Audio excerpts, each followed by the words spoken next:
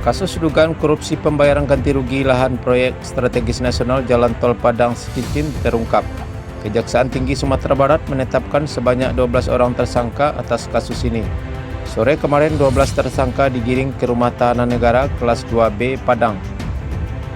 Sempat menjalani pemeriksaan secara bergantian dari jam 10 pagi, jam 6 sore kemarin para tersangka ditahan di Rumah Tahanan Negara kelas 2B, kata Asisten Pidana Khusus Kejati Suyanto, seperti kami kutip dari fifa.id Kamis 2 Desember 2001.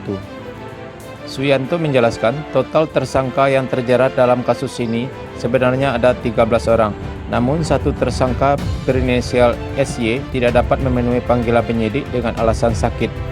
Kejati Sumbar akan kembali melayangkan surat panggilan lanjutan pada hari Selasa pekan depan. Lebih lanjut, Suyanto menjelaskan, upaya paksa berupa penahanan tersebut sudah sesuai dengan pasal 21 KUHP, unsur alasan objektif dan subjektif sudah terpenuhi. Menurut Suyanto, beberapa poin yang tercantum dalam pasal 21 KUHP lantaran khawatir tersangka akan melarikan diri, merusak atau menghilangkan barang bukti, dan atau mengulangi kembali tindak pidana.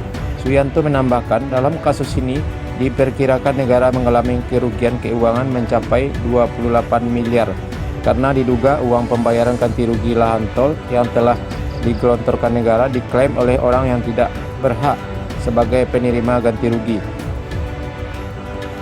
Penetapan tersangka ini, ujar Suyanto, sudah dilakukan sejak 29 Oktober 2001 lalu. Mereka diproses dalam 11 berkas terpisah.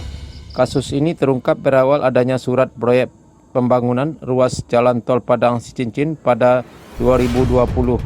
Negara, kata Suyanto, menyiapkan uang sebagai ganti rugi bagi lahan yang terdampak pembangunan. Salah satu lahan yang terdampak yakni Taman Keanekaragaman Hayati Kehati di Parit Malintang, Kabupaten Padang Pariaman, di mana uang ganti rugi diterima oleh orang per orang.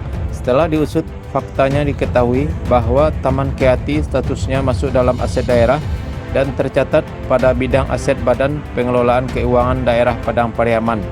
Ke-13 tersangka yang ditahan ini, ujar Suyanto, berasal dari berbagai kalangan, diantaranya perangkat pemerintah nagari, aparatur pemerintahan di Padang Pariaman hingga BPN.